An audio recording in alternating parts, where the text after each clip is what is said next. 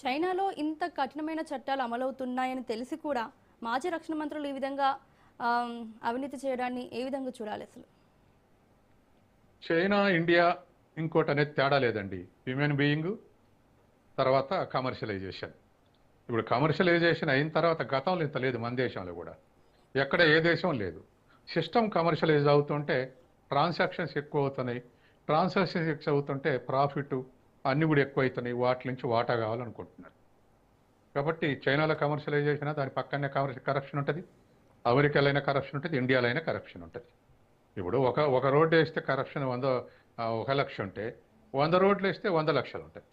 అంటే development activities పెరుగుతుంటే commercialisation పెరుగుతూ ఉంటే ఖచ్చితంగా దాని పక్కనే కరప్షన్ కూడా ప్యారలల్గా నడుస్తూ ఉంది.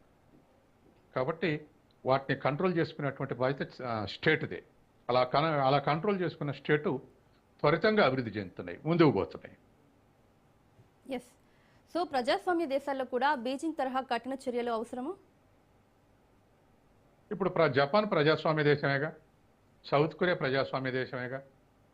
ఆ ప్రజాస్వామ్య దేశాల్లో కూడా ప్రధానమంత్రులు అనేక మంది అవినీతి మీద రాజీనామా చేసిపోతారు, లేదా అవినీతి మీద శిక్షించబడుతున్నారు. అది డెమోక్రటిక్ కంట్రీసే. కాబట్టి అవినీతికి డెమోక్రటిక్ కంట్రీయా, కమ్యూనిస్ట్ కంట్రీయా, లేదా మల్టిపుల్ సిస్టమా, మల్టీ పార్టీ సిస్టమా, లేదా సింగిల్ పార్టీ సిస్టమా, ఏం డిఫరెన్స్ అవ్వట్లే. అన్ని దేశాల్లో కూడా కరప్షన్ పాల్పడతారు, అన్ని దేశాల్లో కూడా శిక్షలు అనుభవిస్తారు. కాబట్టి ఆ తేడా ఈ తేడా అనేది లేదు. ప్రజల్ని లేకపోతే టాప్ క్లాస్లో ఉన్నటువంటి వాళ్ళని వీళ్ళందరినీ ఎట్లా ఎడ్యుకేట్ చేసుకోవాలి, సిస్టాన్ని ఎట్లా ఉపయోగించుకోవాలనేటువంటిది ప్రధానమైనటువంటి కర్తవ్యం. అది సిస్టాన్ని ఎడ్యుకేట్ చేసుకుంటే దేశానికి ఉపయోగపడుతుంది. కరప్షన్ పెరుగుతూ ఉంటే చివరికి అది ఎక్కడికి పోతుందో తెలియదు, కునారు వెళ్ళిపోతుంది, దేశం కునారు వెళ్ళిపోతుంది. 100 రూపాయలకు 60 రూపాయలు ఖర్చు అవుతున్నాయంటే మిగతా 40% లాసేగా. 100 రూపాయలు ఒక సంవత్సరం పని అయింది అనుకుంటే 2 సంవత్సరాలు పని పట్టుద్ది కదా, 40 రూపాయలు డిసపియర్ అయితే. కాబట్టి ఆ విధంగా it is a major leakage to the development. Corruption is a major leakage to the development. Yes Sachin garu. So ఇప్పుడు జిన్పింగ్ విధానాలతో చైనాలో మార్పు ఏమైనా వచ్చే అవకాశం ఉందంటారా ఈ అవినీతి తగ్గడంలో? ఖచ్చితంగా ఉంటుంది. సిన్సియర్గా ఎఫర్ట్ చేస్తే ఖచ్చితంగా ఉంటుంది. ఏ దేశంలో అయినా ఉంటుంది, మన దేశంలో ఉంటుంది, ఏ దేశంలో అయినా ఉంటుంది. మన దేశంలో ఇటువంటి ఫిలాసఫీ కిందికల్లా బాటం లెవెల్ కల్లా కనెక్ట్ కావడానికి కొంత ఆలస్యం పడుతుంది. చైనాలో ఒకే సిస్టమ్, ఒకే పేపర్, ఒకే టీవీ, ఒకే విధంగా ఉంటుంది. కాబట్టి ఏకోన్ముఖంగా ప్రచారం చేస్తే కాస్త ఇంపాక్ట్ ఎక్కువ ఉంటుంది, ఈ చర్యల ఇంపాక్ట్. కాబట్టి ఖచ్చితంగా అది పాజిటివ్గా వర్క్ చేస్తుంది, ఇటువంటి ప్రాపగాండ కానీ శిక్షలు కానీ. అది రిజల్ట్ రాకపోతే అట్లెందుకు చేస్తారు? రిజల్ట్ వస్తుంది కాబట్టి ఆ మేరకు చేయగలుగుతున్నారు. తక్కువ సంఖ్యలో ఉండేవాళ్ళుగా శిక్షించే వాళ్ళు ఎక్కువ సంఖ్యలో ఎందుకు ఉంటున్నారు? ఏక పార్టీ సిస్టమ్ ఉన్నప్పటికీ కరప్షన్ ఎందుకు ఆనర్ చేయట్లేదు? అందరూ ఒకే పార్టీ సభ్యులు కదా, మా పార్టీని ఎందుకు అనుకోవట్లేదు అంటే యాంటీ కరప్షన్ డ్రైవ్ నడుస్తుంది. ఆ డ్రైవ్లో వీళ్ళందరూ పట్టుబడతారు. కాబట్టి ఇది అందరికీ ఎక్స్టెండ్ చేస్తున్నారు. వాడు విదేశాంగ మంత్రిరా, ప్రధానమంత్రిరా, కింద పార్టీ సభ్యుడు అనే విచక్షణ చూపెట్టకుండా కంట్రోల్ చేస్తున్నారు. అది మంచిదేగా ఆ దేశానికి. ఎస్ సచిన్. సో జిన్పింగ్ ఇంకా ఎలాంటి విధానాలు అమలు చేస్తే ఈ అవినీతి అనేది తగ్గుతుంది అనుకోవచ్చు? ఖచ్చితంగా ముందు కమ్యూనిస్ట్ పార్టీలో ప్రక్షాళన జరగాలి. ఆడ సింగిల్ పార్టీ సిస్టమ్ కాబట్టి ముందు పార్టీలో ప్రక్షాళన జరగాలి. పార్టీలో పొజిషన్స్ ఇచ్చేటప్పుడు ఒక స్టడీ జరగాలి. స్టడీ జరిగి కరప్టెడ్ ఫెలోస్ని తప్పించి పాజిటివ్ పొజిషన్స్ ఇవ్వాలి. తర్వాత మిలిటరీలో కూడా పొజిషన్స్ ఇచ్చేది పార్టీని. ఫైనాన్షియల్ ఇన్స్టిట్యూట్స్ కూడా పార్టీ కంట్రోల్నే ఉంటాయి. అంటే it is nothing but government. కాబట్టి అన్నీ కూడా ముందు చైనాల ప్రక్షాళన జరగాలంటే ప్రభుత్వంలో జరగాలన్నా, ఫైనాన్స్లో జరగాలన్నా, మిలిటరీలో జరగాలన్నా, ఏ ఇన్స్టిట్యూషన్ జరగాలన్నా ముందు కమ్యూనిస్ట్ పార్టీ అలర్ట్గా ఉండాలి. కాబట్టి వాళ్ళ పార్టీలు ప్రక్షాళన చేసుకుంటే దేశంలో అన్ని రంగాల్లో ప్రక్షాళన అయ్యేటువంటి అవకాశం ఉంది. ఆ ప్రయత్నం జిన్పింగ్ చేస్తుండు. ఎంతవరకు సక్సెస్ అవుతారో మనం చూడాలి. సో ఈ ఇద్దరు మాజీ రక్షణ మంత్రులే కాకుండా సైనిక జనరళ్లతో సహా 10 లక్షల మంది అధికారులు కూడా శిక్షకి గురయ్యే అవకాశం ఉన్నట్లుగా మనకు తెలుస్తుంది. సో ఇంత ఘోరమైన అవినీతి జరుగుతుంటే మరి ప్రభుత్వం ఏం చేస్తుంది అప్పుడు? 10 లక్షల మంది అధికారులు కాదు కానీ 10 లక్షల మంది ప్రజలు శిక్షకు గురయ్యే అవకాశం ఉందనేది.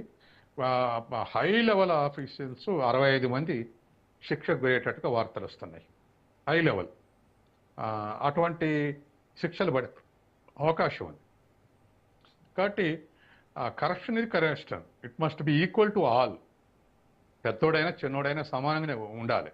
నేను ఒకసారి ఈ మాజీ డీజీపీ అవినాష్ అది సారీ మహాంతి డీజీపీ ఉన్నప్పుడు, అంతకుముందు ఆయన ఏసీబీ డీజీపీ ఉన్నాడు. ఆయనకు నాకు వ్యక్తిగతంగా పరిచయం ఉంది. చాలా మాటలు మీరు చిన్న వాళ్ళని పట్టుకుంటున్నారు, పెద్ద వాళ్ళు పట్టుకోవట్లేదని. కానీ ఆయన ఆన్సర్ ఏంటంటే, పెద్దోడైనా చిన్నోడైనా కరప్టే. పెద్దోళ్ళ సంఖ్య తక్కువ ఉంటుంది కాబట్టి తక్కువ పడుతుంది, చిన్నోళ్ళ సంఖ్య ఎక్కువ ఉంటుంది కాబట్టి ఎక్కువ పడుతుంది. కానీ మా డిపార్ట్మెంట్లో మాత్రం అటువంటి రెమిషన్స్ ఏం లేవు, అందరిని పట్టుకుంటామని చెప్పేసి అంటుండేది ఆయన, నేను అప్పుడప్పుడు అడుగుతున్నప్పుడు.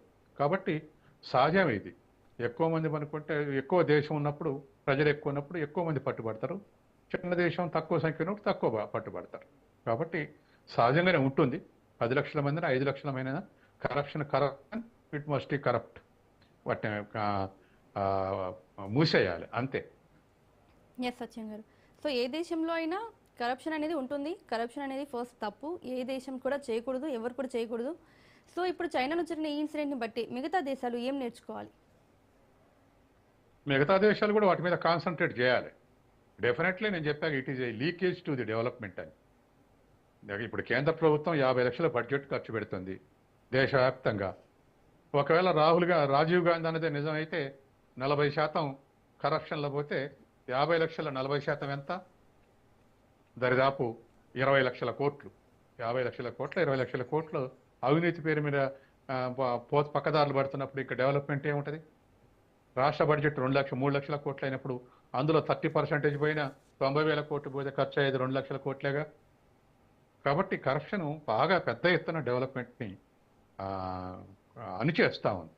కాబట్టి వీటిని ఎవరైతే ఎఫెక్టివ్గా కంట్రోల్ చేస్తారో ఆ దేశంలో కానీ ఆ రాష్ట్రంలో కానీ మంచి డెవలప్మెంట్ అవపడేటువంటి అవకాశం ఉంది. ఉదాహరణకు పార్టీలు మారినంత మాత్రాన బడ్జెట్ పెరగదు. మరి ఒక ప్రభుత్వంలో ఎక్కువ పనులు ఎందుకైతే, ఒక ప్రభుత్వం తక్కువ పనులు ఎందుకుంటే అంటే, కరప్షన్ కంట్రోల్ చేస్తే ఎక్కువ పనులు అవుతాయి, కరప్షన్ వదిలేస్తే తక్కువ పనులు అవుతాయి. అది ప్రజల కళ్ళ ముందర అవుపడుతుంది. కాబట్టి ఆ విషయాల్లో చాలా జాగ్రత్తలు తీసుకోవాల్సినటువంటి అవసరం ఉంది. ఎస్ సత్యం గారు, థ్యాంక్ యూ అండి ఆ డిబేట్లో పాల్గొన్నందుకు. Thank you so much. ఇది వాళ్ళ స్పెషల్ డిబేట్. చూస్తూనే ఉండండి రాజ్ న్యూస్.